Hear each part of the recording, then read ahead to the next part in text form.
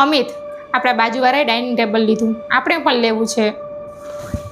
અરે નીચે બેસીને જમવામાં તને શું વાંધો હે? ના, આપણે પણ લેવું છે, ચાલો ને. અહીંયા બેસ ઉતર વાત કહું. જમીન ઉપર પલાખી વાળીને બેસવું એ જૂની પરંપરા નથી.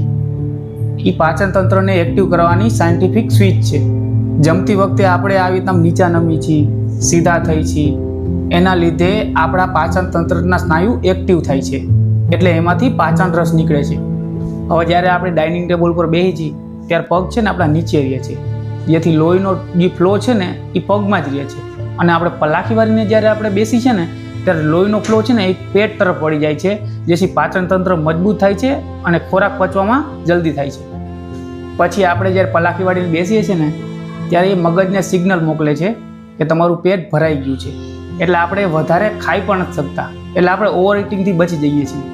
અને બીજું કે આપણે રોજ પલાખી વાળીને બેસીએ છીએ ને તે લાંબા ગાળે એ ફાયદો થાય છે, બરાબર. અને આપણા થાપા, આપણા જોઈન્ટ્સ એ મજબૂત બને છે. સમજી, હું તને કેમ ના પાડું છું ડાઇનિંગ ટેબલ માટે?